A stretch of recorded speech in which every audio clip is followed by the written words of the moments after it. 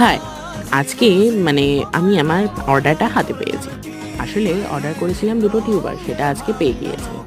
তো সেই দুটোকে আমি কি করে কেয়ার নিচ্ছি সেটাই আপনাদের সাথে শেয়ার করছি। প্রথমে ভালো করে প্যাকেটটি আস্তে করে খুলে আমি ২ টো টিউবার বের করে নর্মাল প্লেন জলে আমি কিন্তু ওয়াশ করে নিয়েছি। তারপরে পাশের যে গামলাটা দেখছো সেখানে ভাসিয়ে রেখেছি। এখন একটা ফাঙ্গিসাইড জল তৈরি করছি, যেটার মধ্যে আমি দিয়েছি 1 টিস্পুন হচ্ছে ফাঙ্গিসাইড। আমি স্যাফ ফাঙ্গিসাইড নিয়েছি, আপনাদের কাছে যেই ফাঙ্গিসাইড আছে সেটাই নিতে পারেন।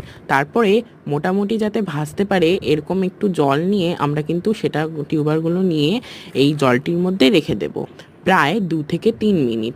আপনার চাইলে 4-5 মিনিটও রেখে দিতে পারেন, কোনো অসুবিধা নেই। তবে তার 5 মিনিট পর আমরা কিন্তু এই টিউবারগুলোকে উঠিয়ে আবার প্লেন জলে ধুয়ে আমরা কিন্তু নর্মাল যে কোনো পদ্মের গামলায় ভাসিয়ে রেখে দিতে পারি। এরকমভাবে আমরা কিন্তু 4-5 দিন নর্মাল জলে ভাসানোর পর দেখবেন 2-3টে পাতা বেরোনোর পর আমরা কিন্তু মাটিতে লাগিয়ে দিতে পারি। টাটা।